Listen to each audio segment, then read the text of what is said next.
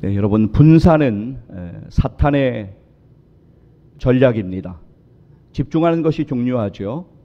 공부하는 학생은 공부에 집중해야 하고, 운동하는 운동선수는 운동에 집중해야 하고, 전쟁을 앞둔 군인은 그 상황에 집중해야 합니다. 그러나 사탄은 자꾸만 우리의 마음을 분산시키고 우리가 다른 곳을 바라보게 만듭니다. 사탄의 전략, 분산의 전략에 휘말려서는 안 됩니다. 분산은 우리 믿음 생활의 최대 걸림돌입니다. 사랑하는 여러분, 오늘 이 시간 하나님의 말씀만을 더욱더 붙잡으시기를 바랍니다. 사랑하는 여러분, 이 시간 하나님의 은혜만을 더욱더 바라보시기를 소망합니다. 오늘 하나님께서 우리에게 주시는 이 말씀을 통하여서 우리가 은혜 받기를 간절히 소망합니다. 여러분, 등불에는 기름이 계속적으로 공급되는 것이 너무나도 중요합니다. 마찬가지로 우리에게는 하나님의 말씀을 통하여서 하나님의 은혜가 계속적으로 공급되어야 합니다. 수잔 펄만은 이렇게 말합니다. 지쳐 낙심하는 이유는 기름이 아니라 심지를 태우기 때문이다. 오늘 우리에게 주시는 하나님의 말씀을 집중하여 들으시고 은혜 받으시기를 간절히 소망합니다. 할렐루야. 오늘 우리의 본문 호세아의 저자인 호세아보다 조금 앞서 활동한 선지자가 있습니다. 공의의 선지자로 불리는 아모스 선지자입니다. 하나님께서는 아모스 선지자를 통하여 이스라엘 백성들을 향하여서 하나님께로 돌아와야 한다고, 죄악에서 돌이켜야 한다고 계속적으로 말씀하십니다. 아모스 선지자는 간곡히 부르짖습니다. 그러나 이스라엘 백성들은 그들의 귀를 닫았습니다. 하나님의 말씀에 귀 기울이지 않았습니다. 오히려 영적으로 더욱더 부패해져 갔고 도덕적으로는 더욱더 타락해져만 갔습니다. 이처럼 이스라엘이 영적으로 절망인 상태에 이르게 되자 하나님께서는 호세아 선지자를 통하여서 이스라엘이 하나님께 돌아올 것을 계속적으로 말씀하십니다. 왜 하나님께서는 그토록 애타게 이스라엘을 살리시려고 하는 것일까요? 그것은 하나님께서 이스라엘을 사랑하시기 때문입니다. 여러분, 예를 한번 들어보겠습니다. 예를 들어 여러분 사시는 동네에 잘 모르는 아이가 사고를 칩니다. 진짜 말도 안 되는 일을 벌입니다. 여러분 마음으로는 안타까울 수가 있겠지만 여러분이 나서서 그 아이를 나무라거나 아니면 어떻게든 그 아이를 바른 길로 인도하려고 모든 방법을 강구하지는 않습니다. 여러분이 안타까워서 그 아이 때문에 잠을 못 자고 마음이 아파서 힘든 경우는 거의 없습니다. 그러나 여러분의 자녀가, 여러분의 가족 중에 누군가 바른 길로 가지 못하고 잘못된 길로 가고 있고 잘못 살고 있으면 그것은 여러분의 아픔이 됩니다. 그것은 여러분의 간절한 기도가 됩니다. 그리고 어떻게 해서든지 바른 길로 다시 돌아올 수 있도록, 바로 살아갈 수 있도록 여러분이 할 수 있는 모든 방법을 간구합니다. 그러면 큰 소리도 쳐야 합니다. 갈등도 있습니다. 눈물도 흘려야 합니다. 서로 감정이 상하기도 합니다. 아프기도 합니다. 그러나 포기할 수 없습니다.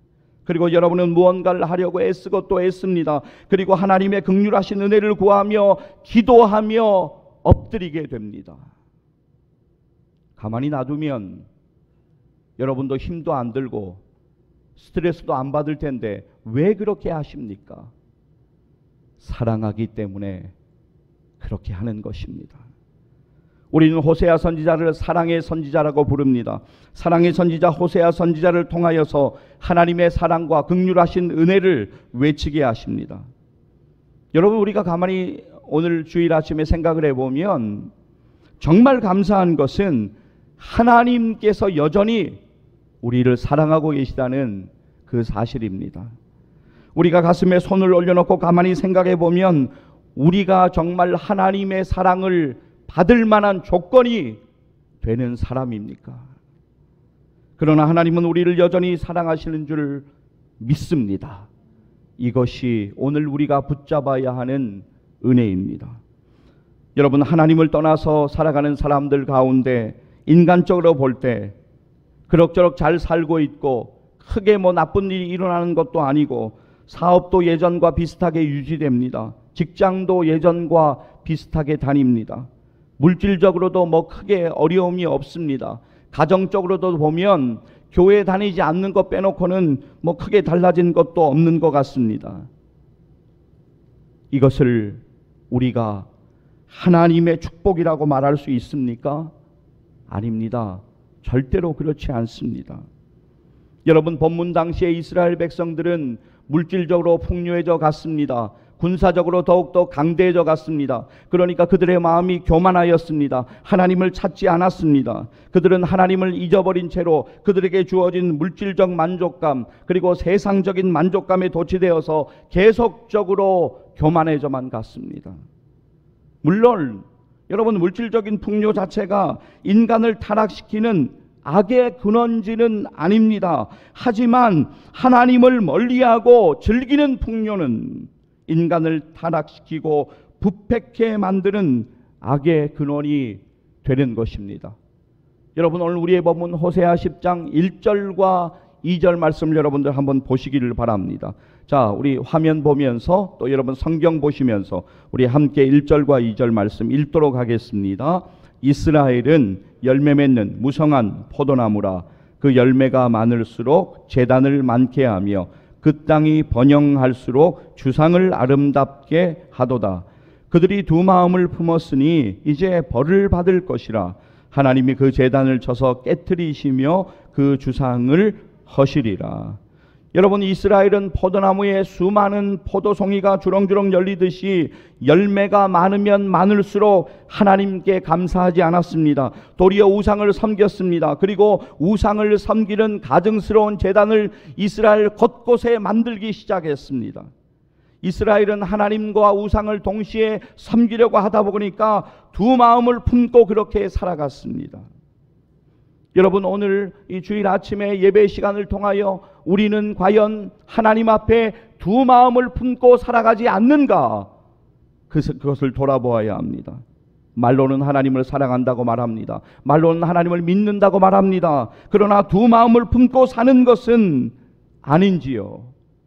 여러분, 이스라엘이 베델 곧 하나님의 집을 베다웬 곧 우상의 집으로 만들어버리는 죄악을 하나님 앞에 저질렀습니다. 오늘 우리의 본문 호세아 10장 4절과 5절 말씀 제가 읽어드리겠습니다. 그들이 헛된 말을 내며 거짓 맹세로 언약을 세우니 그 재판이 밭 이랑에 돋는 독초 같으리로다. 사마리아 주민이 베다웬의 송아지로 말미암아 두려워할 것이라. 그 백성이 슬퍼하며 그것을 기뻐하던 제사장들도 슬퍼하리니 이는 그의 영광이 떠나감이며. 본문 호세아 10장 7절과 8절 말씀 이어서 보시겠습니다. 사마리아 왕은 물 위에 있는 거품같이 멸망할 것이며 이스라엘의 죄 곧 아웬의 산당은 파괴되어 가시와 찔레가 그 제단 위에 날 것이니 그때 그들이 산더러 우리를 가리라 할 것이요 작은 산더러 우리 위에 무너지라 하리라. 여러분, 성경은 우리에게 말씀합니다. 하나님을 떠나 우상을 섬기는 자의 결국은 멸망입니다. 여러분, 하나님을 떠난 인생의 결말은 허무와 절망과 죽은 뿐이라고 하는 사실을 잊지 마시기를 바랍니다. 내가 돈을 벌고 내가 번 돈 내 마음대로 쓰겠다는데 누가 훈수를 둘 수가 있겠습니까? 그러나 너무나 안타까운 일입니다. 나에게 허락하신 하나님의 은혜와 또 그 물질을 하나님이 기뻐하시는 일에 사용하는 것, 그것은 보물을 하늘에 쌓는 일이며 하나님께 영광 돌리는 일입니다. 우리는 모두 물질 앞에 흔들리는 연약한 존재입니다. 우리는 연약하기 때문에 하나님의 인도하심과 하나님의 붙들어 주심을 위해서 기도해야 합니다. 그렇게 기도할 때 하나님께서는 우리를 인도하여 주시고 우리가 하나님께 영광 돌리는 생애를 살게 하실 것을 믿습니다. 성도된 우리들에게 중요한 문제는 소유의 많고 적음이 아닙니다. 과연 하나님 앞에서 우리가 어떻게 살아가느냐 하느냐, 그것이 문제입니다. 그것이 우리의 믿음 생활의 건강의 척도가 됩니다. 사랑하는 여러분, 가만히 한번 생각을 해보십시오. 우리에게 당연한 것은 하나도 없습니다.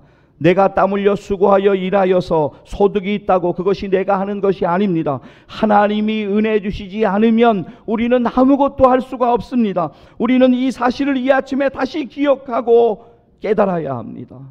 여러분, 하나님의 은혜 안에 있는 것이 진정한 행복이고 축복입니다. 하나님의 관심, 하나님의 채찍, 그것이 아프더라도 하나님의 말씀 안에서 깨닫게 하시는 것이 진정한 축복입니다. 여러분, 사실 진짜 아픔은 뭔지 아세요? 무관심입니다. 무관심.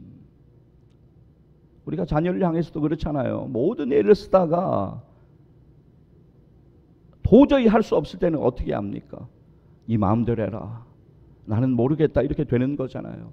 무관심이 정말로 무서운 것이죠. 관심을 더 이상 가지지 않는 것, 그것이 잠시 잠깐 보면 자유로운 것 같지만 절대로 그것이 아닙니다. 그런데 하나님을 떠나서 사는 사람들은 자유롭다고 이야기합니다. 하나님 말씀대로 지키고 살지 않아도 되니까 자유롭고, 담임 목사나 장로님들이나 권사님들이나 구역장님들 연락 더 이상 안 받으니까 자유롭다고 이야기합니다. 헌금으로 준비하여 하나님 앞에 드렸는데 헌금을 몇 개월, 몇 년 이렇게 안 드리다 보니까 그 돈이 굳어가지고 공돈이 생긴 것 같아서 좋다고 자유롭다고 이야기합니다. 그러니까 혹시라도 조심스럽게 물어보면 나는 여전히 하나님을 믿는다고 이야기는 하십니다. 네, 우리가 감히 한 사람의 믿음 생활을 절대로 판단할 수 없습니다. 왜냐하면 그것은 어떤 의미에서 하나님 앞에서 교만한 일이 되기 때문입니다. 그러나 전혀 믿음의 열매가 없고 믿음의 흔적이 없는 믿음 생활하는 것을 우리가 바르다고 이야기할 수는 없습니다. 우리가 누군가를 판단할 수 없으니까 그냥 내버려두면 된다고 그렇게 이야기할 수는 없습니다. 그것은 우리의 양심에도 거리끼는 일입니다. 그래도 사랑하는 마음이 있으니까 어떻게든 다시 교회에 나와서 하나님의 은혜를 경험하게 하려고 하나님과의 무너진 관계가 다시 세워져서 영적으로 회복되어서 올바른 믿음 생활하며 살기를 바라기 때문에 우리가 애쓰고 수고하는 것입니다. 어떤 의미에서는 오히려 인생에서 고난을 경험하고 어려운 일을 경험하고 환난을 경험해서 진짜로 세상에서 더 이상 의지할 것이 없어서 하나님 앞으로 나와서 울며 엎드릴 수 있는 것이, 그것이 진정한 은혜이고 축복입니다. 여러분, 하나님께서는 오늘 본문 가운데 이스라엘 백성들 여러 가지 죄를 자행하는 범죄들이 있는데 그 유형 중에서 지난날 기브에서 발생했던 범죄와 동일한 형태의 범죄가 여전히 이어지고 있다고 하나님께서 말씀하십니다. 자, 여러분, 사사기 19장 16절부터 30절 말씀을 보게 되면 하나님을 떠나 사는 사람들이 얼마나 타락하고 악하게 살아가는지를 보게 되는 전대미문의 사건이 발생합니다. 자, 여러분, 오늘 시간이 없어서 다 읽지는 못하니까 사사기 19장 말씀을 여러분 이번 주 안에 꼭 읽어보시기를 바랍니다. 자, 대략적으로 요약해드리면 이런 사건입니다. 자기 땅에 온 나그네의 여인을 그곳 남자들이 밤새 유린했습니다. 그 여인이 문 앞에서 밤새 울다가 무관심 속에서 죽었습니다. 이에 원한을 품은 나그네가 그 여인의 시체를 12조각 내어서 이스라엘 전역에 보냈습니다. 너무나도 비극적인 사건이 일어난 것입니다. 그 사건은 죄악과 타락의 끝을 달리고 있던 기브아 성읍에서 발생했습니다. 사사기 19장 30절 말씀은 그때의 일을 이렇게 증거합니다. 같이 한번 읽도록 하겠습니다. 그것을 보는 자가 다 이르되 이스라엘 자손이 애굽 땅에서 올라온 날부터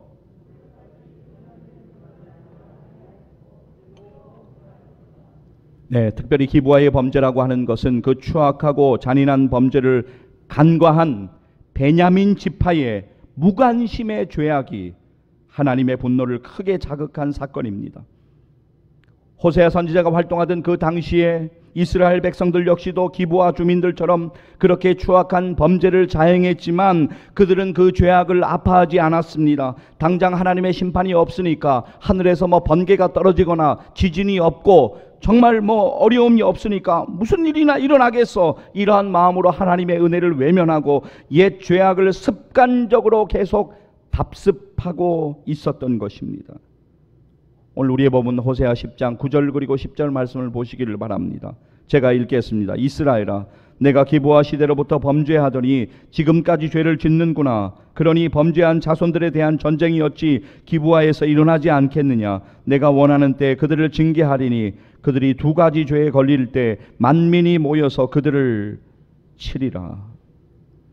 여러분, 우리가 성경을 읽으면서 이스라엘의 역사를 가만히 들여다보면 그들의 죄가 계속적으로 반복되고 있는 것을 볼 수가 있습니다. 여러분, 습관적이고 반복적인 범죄는 그 죄의 쓴 뿌리까지 잘라버리는 철두철미한 회개가 없으면 다시 나타나게 되는 것입니다. 우리의 삶에도 습관적인 죄가 있을 때 그냥 좋은 게 좋다고 내버려두어서는 안 됩니다. 죄의 쓴뿌리까지 제거해버리는 회개가 반드시 필요합니다. 여러분, 하나님의 은혜를 외면하면 소망이 없습니다. 오늘 우리의 본문 11절 말씀을 보시기를 바랍니다. 호세아 10장 11절 말씀 우리 같이 한번 읽도록 하겠습니다. 함께 읽습니다.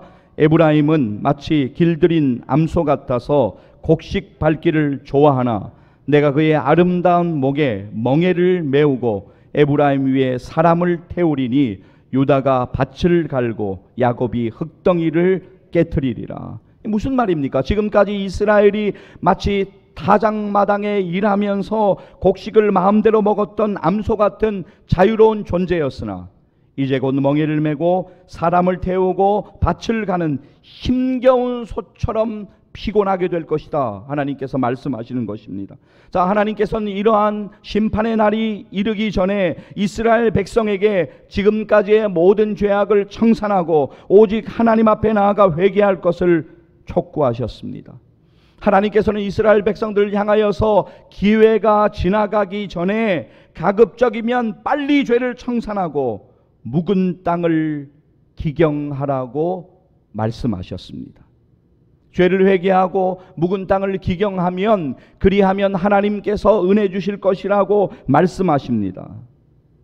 여러분, 오늘 이 말씀을 들으면서 나는 크게 문제는 없다 그렇게 생각하지 마십시오. 오늘 우리에게 기경해야 할 묵은 땅은 없는지 돌아보아야 합니다. 여러분, 우리의 마음에 묵은 땅을 기경해야 합니다. 호세아 선지자가 살던 시대 우상을 섬기면서 영적으로 타락할 대로 타락해 있던 시대였습니다. 호세아 선지자를 통하여서 하나님을 떠나 있는 이스라엘 백성들에게 하나님께서는 너희 묵은 땅을 기경하라고 말씀하십니다. 여기서 묵은 땅은 하나님을 영적으로 배반하고 우상을 숭배함으로써 부패하고 악하게 굳어져 있는 그들의 마음입니다. 그 묵은 땅은 잡초가 무성하고 가시와 엉겅퀴가 우거져 있어서 씨앗이 자랄 수 없는 땅입니다. 하나님께서 하시는 말씀을 들으시기를 바랍니다. 호세아 10장 12절 말씀 우리 같이 한번 읽도록 하겠습니다. 너희가 자기를 위하여 공의를 심고 인애를 거두라. 너희 묵은 땅을 기경하라. 지금이 곧 여호와를 찾을 때니 마침내 여호와께서 오사 공의를 비처럼 너희에게 내리시리라. 아멘. 여러분, 하나님이 오늘 우리에게 하시는 말씀을 믿음으로 다시 우리가 주목하고 붙잡기를 소망합니다. 너희 묵은 땅을 기경하라. 여러분, 그렇다면 우리의 마음, 우리의 묵은 땅을 무엇으로 기경할 수가 있습니까? 하나님의 말씀입니다. 하나님의 말씀으로만 오직 기경할 수가 있습니다. 하나님의 말씀으로 우리의 마음의 밭을 갈아엎어야 합니다. 그래야 하나님의 말씀이 우리의 마음밭에 떨어졌을 때 제대로 심겨집니다. 제대로 뿌리를 내립니다. 열매를 맺고 수확을 거두게 되는 것입니다. 그런데 우리는 하나님께 다시 이렇게 이야기합니다. 하나님, 그런데 잠깐만요. 묵은 땅을 기경하기는 하겠습니다. 그런데 지금은 힘듭니다. 하나님, 제 형편을 아시잖아요. 오늘 제가 안고 있는 문제가 한두 개가 아닌 것 하나님 아시잖아요. 하나님, 지금은 좀 어렵고 문제들이 정리되고 복잡함이 줄어들고 형편이 좀 나아지면 그때 하기는 할게요. 그렇게 오늘도 여전히 핑계거리를 쏟아내는 우리들을 향하여서 아니, 안 돼, 미루면 안 돼, 그렇게 말씀하시면서 묵은 땅을 기경하는 것을 미루면 안 된다고 우리에게 하나님께서는 말씀하십니다. 하나님께서는 우리에게 허락하신 2022년, 우리의 삶에 여전히 복잡함이 여전히 우리에게 존재하지만, 그러나 우리에게 허락하신 2020년 이해 영적으로 우리의 묵은 땅을 기경하라고 말씀하십니다. 오늘 우리의 영적인 상태를 돌아보고 회개하고 돌이키라고 말씀하십니다. 역대하 7장 14절 말씀, 우리가 믿음으로 좀 함께 읽고 붙잡기를 원합니다. 함께 역대하 7장 14절 말씀 읽도록 하겠습니다. 내 이름으로 일컫는 내 백성이 그들의 악한 길에서 떠나 스스로 낮추고 기도하여 내 얼굴을 찾으면 내가 하늘에서 듣고 그들의 죄를 사하고 그들의 땅을 고칠지라. 아멘. 하나님의 말씀 붙들겠습니다. 이사야 59장 1절과 2절 말씀 우리 이어서 함께 읽도록 하겠습니다. 여호와의 손이 짧아 구원하지 못하심도 아니요 귀가 둔하여 듣지 못하심도 아니라 오직 너희 죄악이 너희와 너희 하나님 사이를 갈라놓았고 너희 죄가 그의 얼굴을 가리어서 너희에게서 듣지 않으시게 함이니라. 아멘. 잠언 28장 13절 말씀도 우리 함께 읽도록 하겠습니다. 자기의 죄를 숨기는 자는 형통하지 못하나 죄를 자복하고 버리는 자는 불쌍히 여김을 받으리라. 아멘. 사랑하는 여러분, 우리의 묵은 땅을 기경하기 위하여 우리는 은혜의 보좌 앞으로 나아가야 합니다. 하나님의 은혜의 보좌 앞으로 나아가 엎드려 우리는 기도해야 합니다. 에밀리 그리핀은 우리에게 이렇게 말합니다. 기도하는 최고의 이유는 하나님이 정말로 계시기 때문이다. 그렇습니다. 여러분, 예수 그리스도의 이름을 의지해야 합니다. 예수 그리스도의 이름을 의지하여 하나님의 은혜의 보좌로 담대히 나아가 엎드려 기도해야 합니다. 겸손히 기도하며 우리가 하나님의 은혜를 구할 때 우리가 하나님 앞에 교만하지 않고 하나님 앞에 겸손하게 엎드려서 하나님의 긍휼하신 은혜를 구할 때 때를 따라 돕는 은혜를 반드시 공급하여 주실 것을 믿습니다. 하나님의 말씀 붙들고 오늘 말씀 맺도록 하겠습니다. 히브리서 4장 16절 말씀입니다. 이 말씀 여러분 일평생 가운데 날마다 기억하셨으면 좋겠습니다. 히브리서 4장 16절 말씀 함께 읽도록 하겠습니다. 그러므로 우리는 긍휼하심을 받고 때를 따라 돕는 은혜를 얻기 위하여 은혜의 보좌 앞에 담대히 나아갈 것이니라. 아멘. 다시 한 번만 읽도록 하겠습니다. 그러므로 우리는 긍휼하심을 받고 때를 따라 돕는 은혜를 얻기 위하여 은혜의 보좌 앞에 담대히 나아갈 것이니라. 아멘. 사랑하는 여러분, 너희 묵은 땅을 기경하라 라고 우리에게 말씀하시는 하나님의 말씀에 순종하여 우리에게 허락하신 2022년이 그리고 우리의 남은 생애가 하나님을 기쁘시게 하고 하나님께 영광 돌리는 생애 되기를 주의 이름으로 간절히 축복합니다. 기도하시겠습니다.